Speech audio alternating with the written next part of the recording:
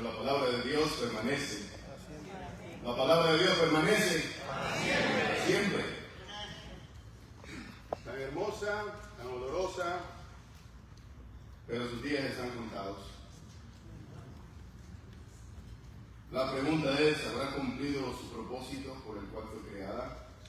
Verse hermosa, oler bien y clavar unas cuantas espinas también.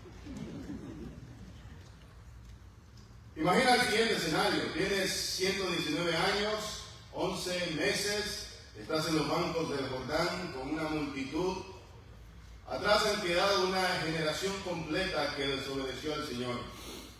Aquellos que en Cades Barnea dudaron de la palabra de Jehová. Aquellos que tendrían que haber quedado en el desierto porque la mentalidad de ellos no era de hombres libres, sino de esclavos.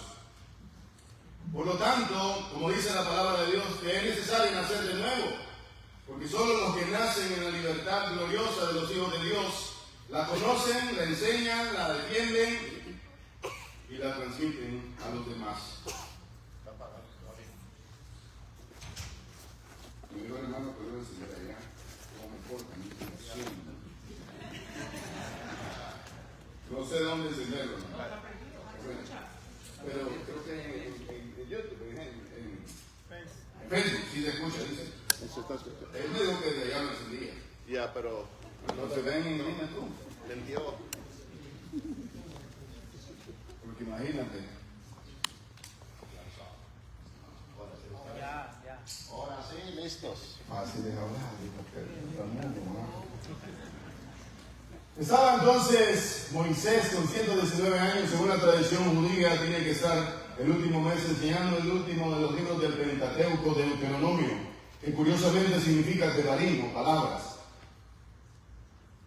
Yo me sentiría hundido en la más absoluta miseria. Ninguno de sus hijos ha heredado su ministerio. Ninguno de sus hijos será el líder que llevará a la nación a cruzar el Jordán. Lo hará Josué. Él mismo no podrá entrar en aquella tierra prometida, a pesar de haber luchado con un pueblo contumaz por 40 años. A Moisés se le ha dado una noticia, y es que debe morir en el monte Nebo. Sin embargo, en lugar de que Moisés está destrozado, arruinado, se transforma de una manera que el texto es llamativo. ¿Por qué le ponen a un libro que escribió un tartamudo palabras?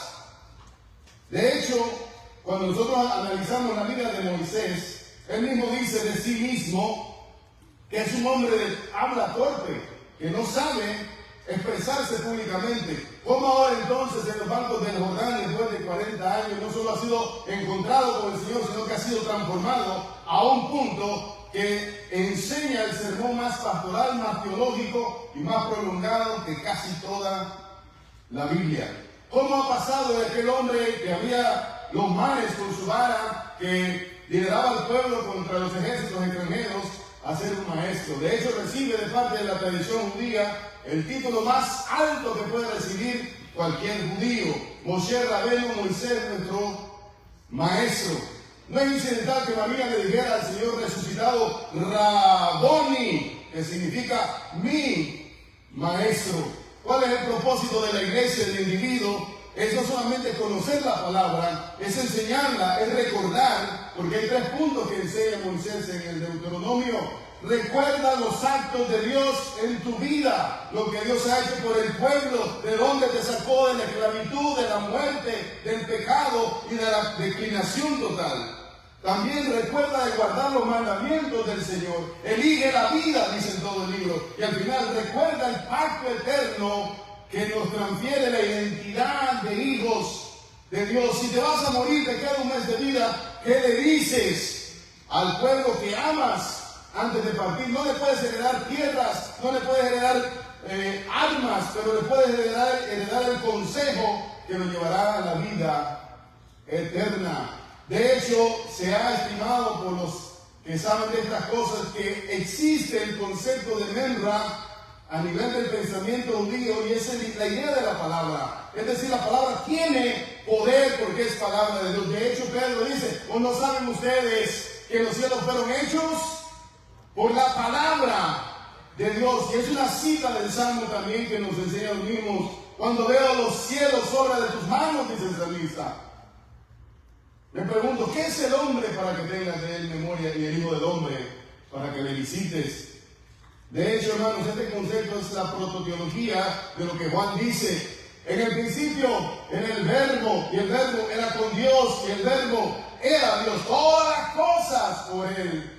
¿Por quién? Por el verbo fueron hechas. Y sin él, nada de lo que ha sido hecho fue hecho. En él estaba la vida, y la vida era la luz de los hombres. Moisés entendió entonces que era necesario, a través de este título, palabras, enseñar al pueblo. Aquel que había dicho, soy torpe, no sé hablar, articula entonces un mensaje hermoso, transformador, lleno de gracia, de enseñanza, y una enseñanza que permanece por los siglos de los siglos. Los entendidos resplandecerán con el resplandor del firmamento, dice Daniel, y los que enseñan justicia a la multitud como las estrellas a perpetua eternidad. Moisés ha pasado libertador a maestro del pacto. Su vara ya no abre el mar, pero sí abre los corazones de aquellos que han de recibir este mensaje de salvación. Su misión final no es conquistar una tierra, sino formar a un pueblo que sea lleno de fidelidad para su Señor. Ese es el propósito mismo de la vida. Vosotros sois, que dijo el Señor, la sal de la tierra. Pero si la sal se desvaneciere, ¿con qué será salada? No sirve para nada más que para ser echada ahí fuera y hollada por los hombres. Vosotros sois, que somos hermanos, la luz del mundo.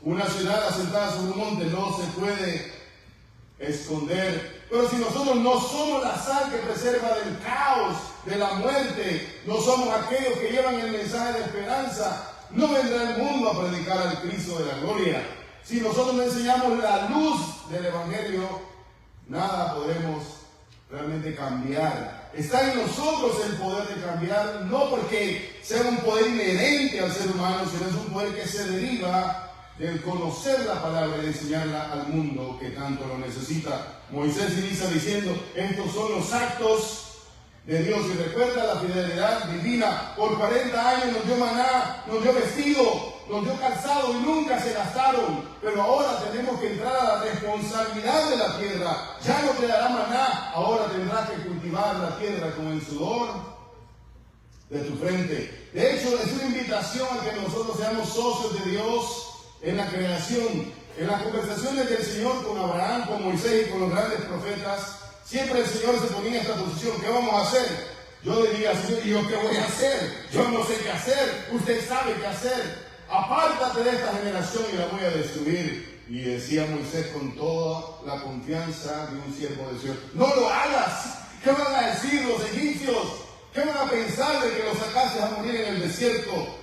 Como si a Dios le importara lo que pensaban los egipcios, pero sí le importaba lo que pensaba su siervo. ¿Por qué? Dios ha puesto en eternidad en el corazón del hombre sin que éste alcance a entender la obra de sus manos. Uno de los textos que citaba el hermano ayer es, yo he dicho que vosotros sois dioses y todos vosotros hijos de Dios, pero como hombres moriréis. Entonces, ¿mi vida será un desperdicio o será utilizada para la gloria del Señor? ¿Mi vida será como aquella neblina que pasa y se desvanece, o servirá para cumplir el propósito de Dios en mí, como dice Isaías? Primero dice, acuérdate. Hermanos, un pueblo que olvida es un pueblo malagradecido. Bendice, alma mía, Jehová, bendiga todo mi ser, su santo nombre. Bendice, alma mía, Jehová, y nunca olvides ninguno de sus beneficios. ¿Cuáles son, hermanos?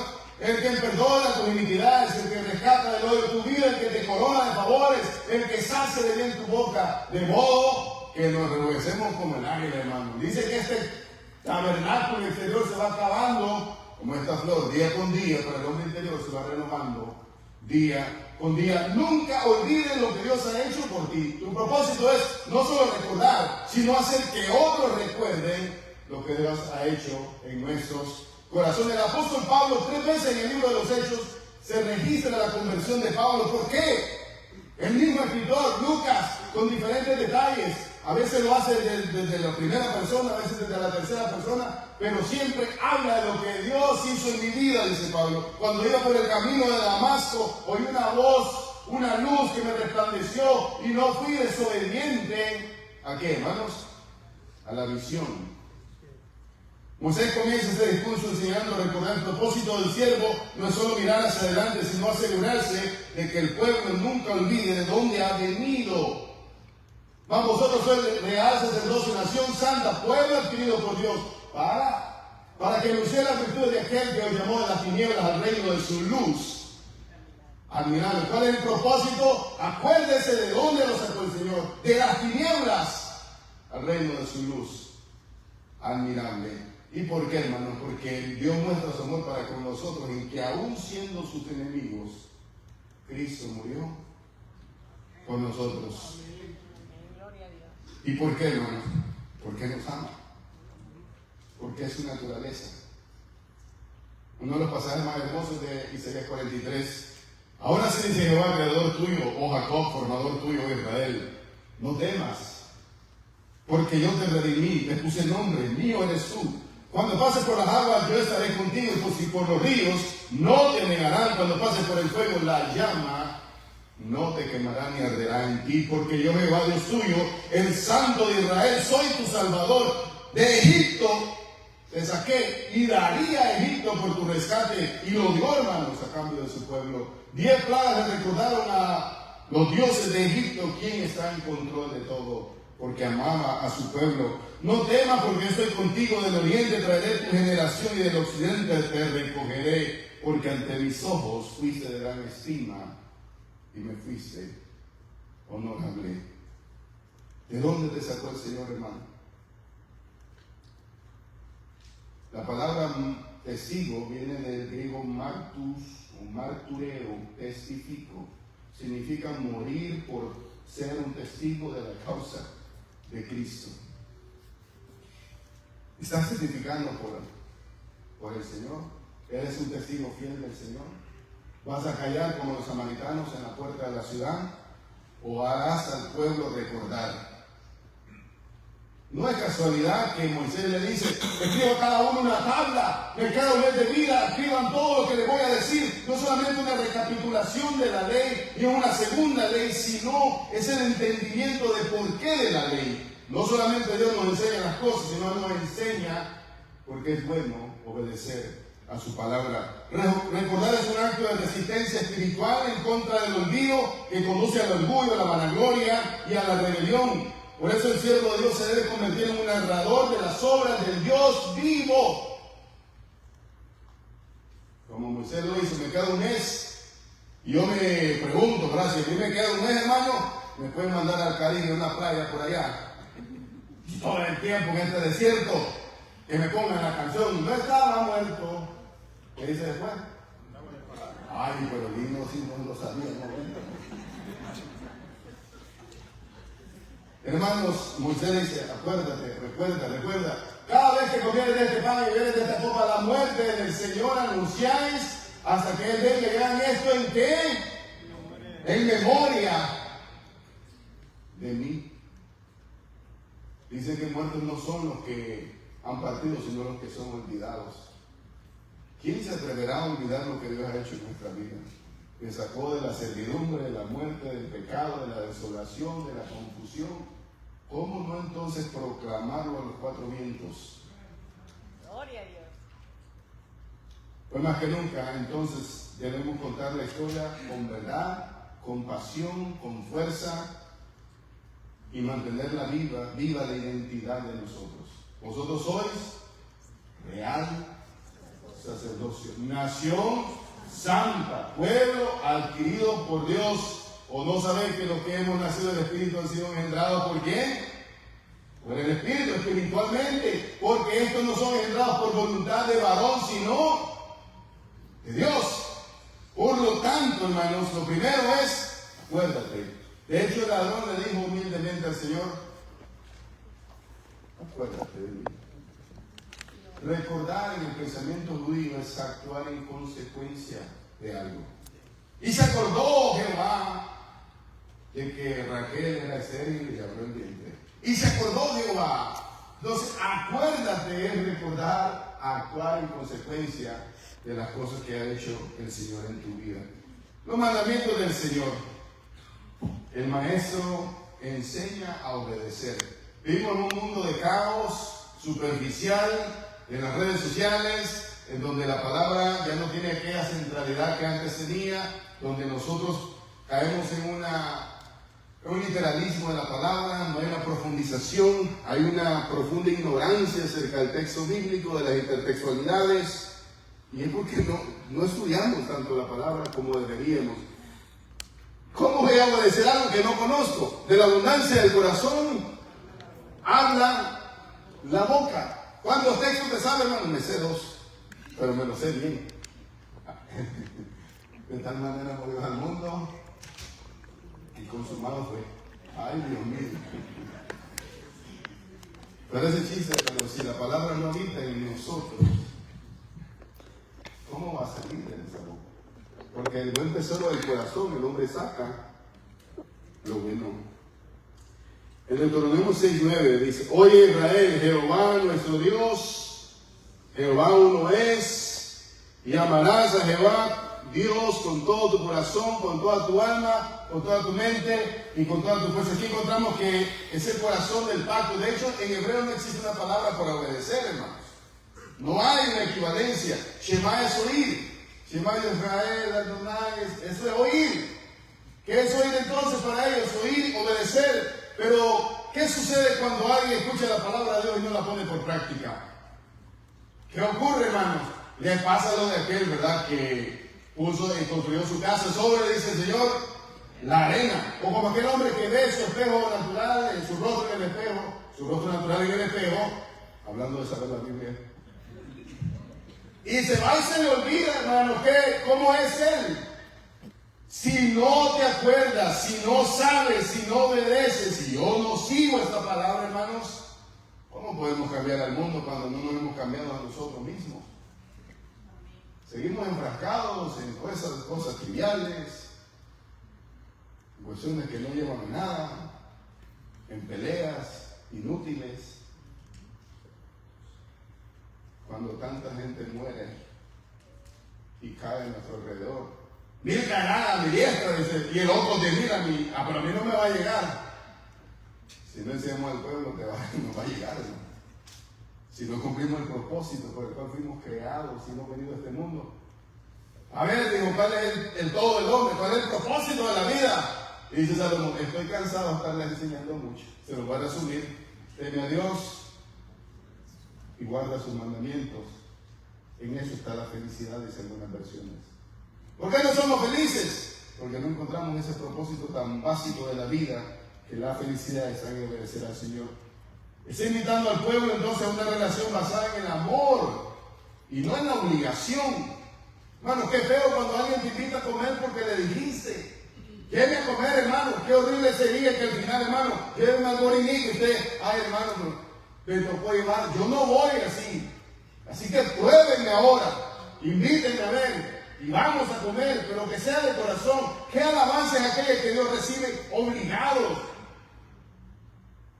No quiere. Si uno ofrenda es porque me toca dar, porque me está viendo el predicador, pues no se la dé al Señor, porque nos podemos engañar a nosotros mismos, pero nunca engañar a Dios. Dame, hijo mío, todo tu corazón. No quiero medio corazón, dámelo todo. Dijo David: yo no tengo nada que darte, porque todas las cosas son suyas, mi vida. También Moisés dice que la obediencia fluye del amor. Ama al Señor tu Dios con todo tu corazón. Sirve a los demás, alimenta a los pobres, vístelos, ve a la cárcel por amor, no porque te están viendo. Porque de nada sirve si, como dice el hermano, queremos agradar a los hombres. Buscamos agradar al Señor. Las enseñanzas de Moisés también tienen un impacto generacional. Enséñale a quienes, a tus hijos y a los hijos de tus hijos. ¿Cuántos hermanos se sientan con sus hijos a estudiar la Biblia? Gloria a Dios. No me digan nada. Total, Él está viendo. ¿A cuánto les fascina compartir la palabra de Dios con otros? No me digan nada, ¿no? Entonces, si le gusta, diga amén con ganas, pero si no, cuidado, ojo. Sabes que cuando te levantes, aquí, hermano, la palabra debe ser algo cotidiano en la vida del creyente. Hablando entre vosotros, hablando. A veces lo usamos para el canto, pero es hablando entre vosotros. ¿Cómo? Con salmos, con himnos y cánticos espirituales. ¿Cómo debemos hablar? Hablando, le dice a sus hijos, enséñale en la mañana, en la tarde, todos los días, a la iglesia, a la sinagoga, hazlo. Si no en tu casa, en el devocional, en los montes, en todos lados, enseña a tus hijos no a obedecer a Dios. Otra vez, la palabra no está ahí. Enséñalos a amar a Dios. Que amen a Dios, que estén enamorados de Dios, que su vida gire en torno al Dios que nos hizo. Pueblo suyo somos y ovejas de su prado. Al acostarte, al levantarte, le dice, todos los días. Hermanos, en el fondo todo predicador anhela que su hijo sea predicador. Si no lo anhela en público es en secreto, ¿verdad? Todos queremos. Pero qué horrible sería obligar a mi hijo a hacer algo que él no fue llamado a hacer. El propósito del siervo de Dios maduro no es solo enseñar lo que está bien o mal, sino formar una cultura espiritual de amor y de respeto que se impregne en la vida cotidiana de los demás. La obediencia entonces no es un conjunto de normas, sino una expresión de amor y de lealtad. El siervo de Dios debe ser maestro que forma discípulos no solo para que obedezcan, sino que amen profundamente al Señor. Como recuerdo cuando mi mamá anda, dormite. ¿Por qué? Porque yo lo digo. Hay que ir a la iglesia. ¿Por qué? Porque yo mando. Eso no va a servirte. Cuando ya no mandes, no van a ir. Hay que ordenar. ¿Por qué? Porque te está viendo el anciano. Espérate que pase el manual. No, hombre. Tenemos que hacerlo por amor, por lealtad al Dios que nos dio todo. De eso se trata la iglesia. Amamos a los demás porque amamos a Dios y nos amamos a nosotros mismos. Pero no por una obligación, sino porque esa es nuestra naturaleza. Porque hijo de tigre, hermanos. ¿Qué es hijo de tigre? ¿Qué? Sale pintito, hijo de Dios. Es amoroso, generoso, es compasivo, es leal, es fiel. Se parece a su papá. El pacto con Dios es la tercera que se enfoca. Es una llamada, una decisión. Vean, hermanos, en Deuteronomio 30, 15 al 20, dice: aquí yo he puesto delante de ti la vida y la muerte, el mal y el bien. Escoge pues la vida. ¿Saben? Uno de los regalos más hermosos que nos dio el Señor es la libertad.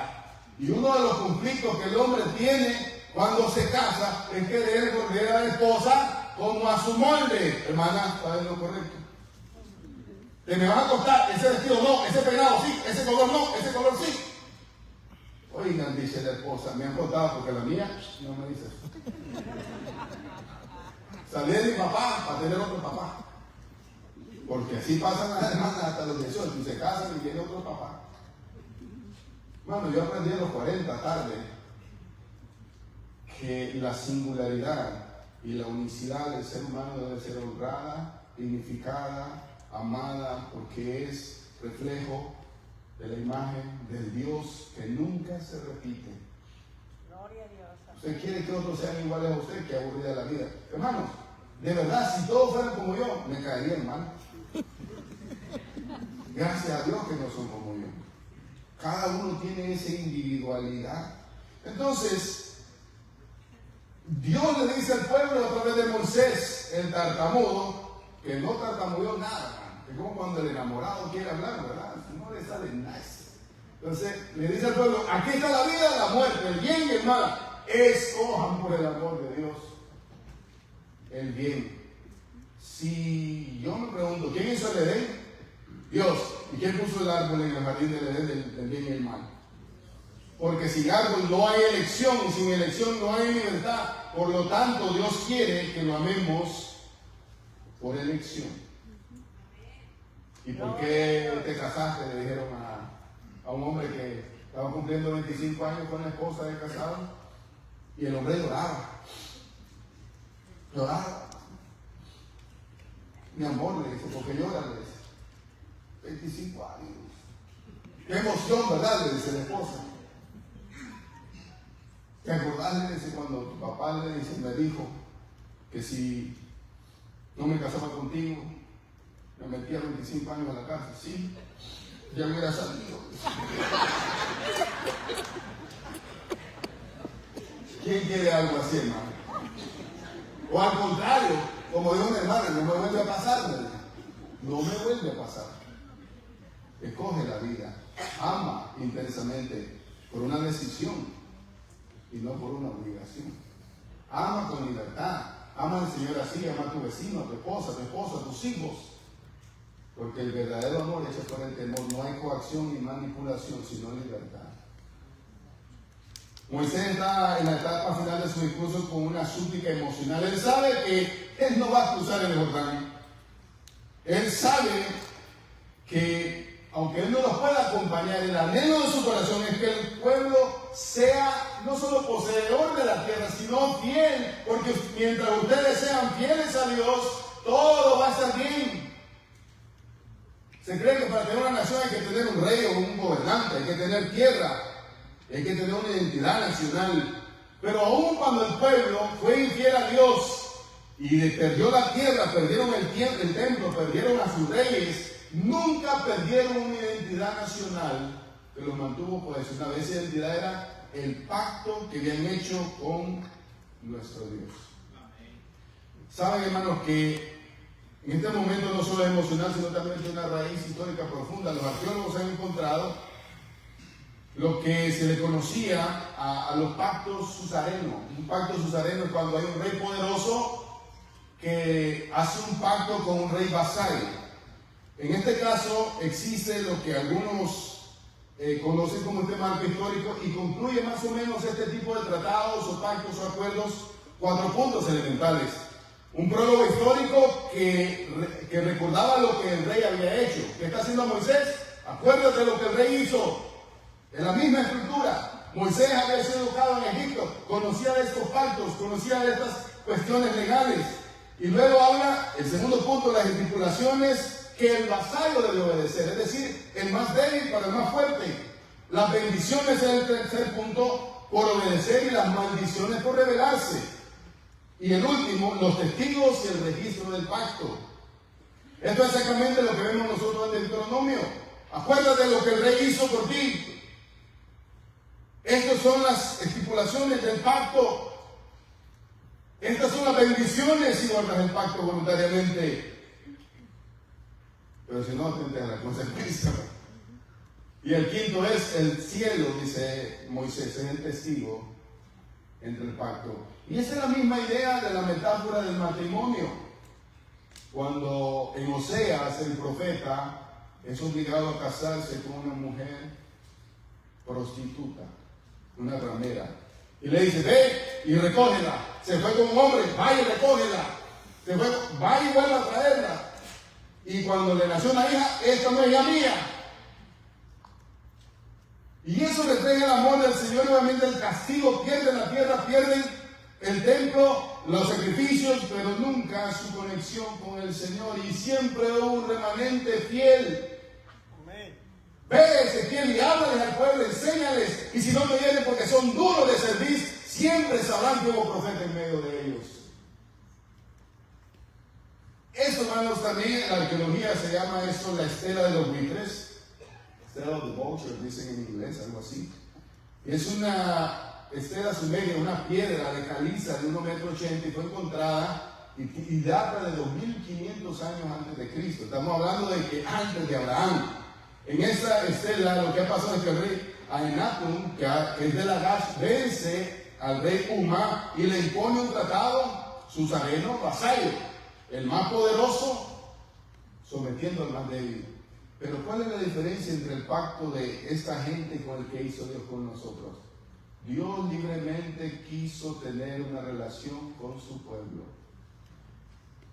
Un Dios todopoderoso con un pueblo extremadamente débil y frágil. De hecho, dice Moisés, no crean que ustedes los eligieron por más guapos. Ajá. No crean que ustedes los eligieron por más numerosos. No crean que ustedes los eligieron por tener plata. A ustedes los eligieron por ser el más pequeño y feo de los pueblos. Eso ya lo agregué yo, ¿verdad? Pero dicen los más pequeños, los más acabados. O sea que lo único que había hecho el pueblo es ser de mala calaña. ¿Cómo un Dios tan poderoso decide relacionarse con un pueblo tan pequeño? Y eso significa que ciertamente Dios ha decidido entrar en pacto con nosotros y Él tomó la iniciativa. No te olvides de estas cosas. Dios no establece entonces este pacto por interés, para explotar al pueblo, sino por amor. ¿Se imaginan cuando uno se bautizó, hermano? Llega uno con toda su plata, ¿verdad? Yo no tenía ni un peso. Llega uno con su derrota espiritual. Llega uno con su vergüenza. Y Dios dice, yo quiero asociarme contigo. Yo quiero que seas de mi familia. Yo te quiero adoptar como mi hijo. ¿Y por qué, Señor? Seguro que me eligió porque yo soy inteligente. No, es el Señor. Te voy a dar una recordadita. Lo vil y despreciable del mundo escogió Dios. Ouch. Así, pues está bien. Siempre trato de recordarme lo que dijera también el nuevo Papa, ¿verdad? Fui elegido sin tener ningún mérito. El único mérito que tuvimos fue pecar. Sin embargo, Dios nos amó y Cristo restauró la imagen de Dios en nosotros. Todos los que han sido bautizados de Cristo Jesús estáis revestidos. Esta estructura, hermanos, era legal, pero el corazón era relacional. El pacto es entonces un acto de gracia. El Dios poderoso se vincula voluntariamente con nosotros. Había una historia de un hombre anciano que trabajaba en un faro. Y esa era la única tarea que hacía. Él ya no tenía fuerza para otra cosa. Pasaron los años y muchos se olvidaron de la labor de aquel anciano, que era solo encender aquella luz para que los barcos no se perdieran, no chocaran. Un día alguien le preguntó, ¿no te sientes inútil por solo encender ese faro? Ya no puedes salvar a nadie. Él sonrió y dijo, mi tarea no es correr, sino es mostrar el camino. Aquí hay hombres que pasan de los 70 y mujeres de 80, 90. Y a veces uno dice, ya estoy acabado, hermano, ya estoy para el tigre. Ya cuando pase el circo me van a tirar a los leones. Moisés tenía 119 años, 11 meses y fue útil en las manos del Señor. Gloria a Dios. Es que yo estoy enfermo, hermano, ya no puedo. Va a salir renqueando, hermano. Entonces lo dije, me adivinó, hermano. Va a salir enfermo, pero tú puedes salvar a muchos. Como dijo aquella mujer viuda por 84 años en el templo, Ana, ¿verdad? En el templo, y se había casado 7, se casó de 15, anda pegando en 105, Anita. Voy a bendecir al Señor. Y Simeón, según la tradición, 112 años. Ahora despides a tu siervo en paz porque han visto mis ojos tu salvación. ¿Cuántos vamos a decir? Tengo 100 años, pero han visto mis ojos la salvación. Yo no voy a entrar con ustedes a la tierra prometida, pero mi anhelo que sean fieles al Señor y que sigan adelante y que enseñen a las generaciones venideras a obedecer, a recordar y a guardar el pacto que Dios nos ha dado. Moisés no cruzó el Jordán, ya no levantó la vara, ni hablaba cara a cara con Faraón, pero se convirtió en faro de palabras para aquellos que seguirían como una luz. Lámpara es a mis pies tu palabra y lumbrera a mi camino. ¿Cuánto lo creen, hermanos? Yo tengo la luz del Señor y debo compartirla. Así también el siervo de Dios que madura debe, por lo tanto, hermanos, entender que ese es el propósito de la vida, de tartamudo a maestro, de libertador a formador y de guerrero a guía. Mientras respires, hay propósito en ti. Moisés entendió que su legado no era la tierra prometida, sino una fidelidad enseñada, una espiritualidad habitual en el corazón del ser humano. Aceptas el nuevo rol que Dios te da, te adaptas a los cambios del mundo moderno, transforma tus debilidades. No van a poder hablar en palabra de poder del Señor. Y si no tienes los gritos del hermano Betanco, toma a alguien aparte y dile, quiero decirte lo que Dios ha hecho en mí.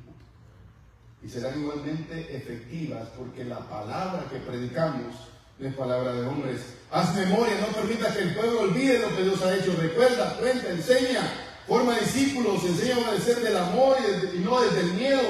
Vuelve al pacto. Hoy el Señor también te pone delante de la vida y de la muerte como maestro de Dios. ¿Qué vas a elegir? Yo digo la vida, compartirla, enseñarla, transmitirla. ¿Quién es el verdadero siervo? Aquel que recuerda los actos de Dios, ama y enseña sus mandamientos, guía al pueblo a vivir en un pacto como lo hizo Moisés. ¿Lo serás tú? ¿Cumplirás tu propósito? ¿O serás como aquella sal que no sirve para nada? Porque el cristiano que no testifica es como sal que ya no preserva de la pudrición. Si no hubiera hermanos como ustedes, hermanos, hace tiempo el Señor ya hubiera hecho este mundo pedazo. Porque Él es paciente, no queriendo que ninguno perezca, sino que todos procedan al arrepentimiento. El mundo que construimos se da por medio de las palabras, pero las palabras de Dios. Un mundo de amor, de perdón, de reconciliación. Los entendidos resplandecerán con el resplandor del firmamento y los que enseñan justicia en la multitud, como las estrellas perpetuas de eternidad.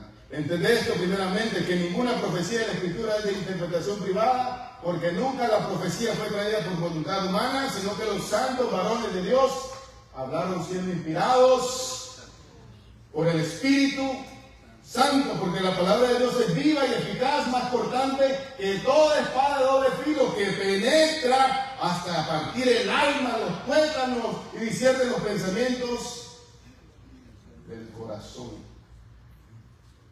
Y tú le andas en la mano, hermano. ¿Cómo no le vas a hacer al primero que encuentres?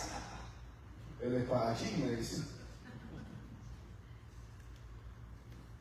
Porque toda escritura es inspirada por Dios, útil para enseñar, redarguir, corregir e instruir en justicia al hombre de Dios, a fin que esté enteramente preparado para toda buena obra. Moisés subió al monte Nebo, hermano, y cumplió una orden bien extraña. ¿Cómo le ordenas a alguien que se muera? ¿Cómo no te sientes derrotado? ¿Cómo ves al monte Nebo y comprendes? Siempre fui un extranjero en este mundo. Por eso mi hijo se llama Gerson, porque fui extranjero en una tierra extranjera. Eso es el creyente en este mundo, un extranjero de paso que ve en un tren y que aprovecha cada oportunidad para hacer recordar, para obedecer, guardar los mandamientos por amor a Dios y sobre todo para conservar ese pacto que Dios hizo con nosotros. Ahí está tu propósito, hermano y hermana. Elige la vida. Que esa palabra, hermanos, ha llegado a ustedes. Es mi deseo. Y si no, la palabra ha sido predicada. Y nunca vuelve vacía. Porque la palabra se hizo carne y vino a vivir entre nosotros y nos mostró la gloria de Dios. Y esa palabra está más activa que nunca. Porque por esa palabra todo lo que ocurre lo ha determinado, sea voluntad directa o permisiva. Así que yo quiero ser como Moisés, que no sé si llega a 120 años, hermano. Cuando el hermano estaba dando la lista de las enfermedades, me cayeron como 4. Yo no voy a llegar a los 120. Pero sean 60, sean 35 que Dios me dé. Lo que sea que el Señor me dé. No quiero ser un desperdicio, sino un olor fragante en la presencia del Señor. Dios nos bendiga, hermano. Muchas gracias.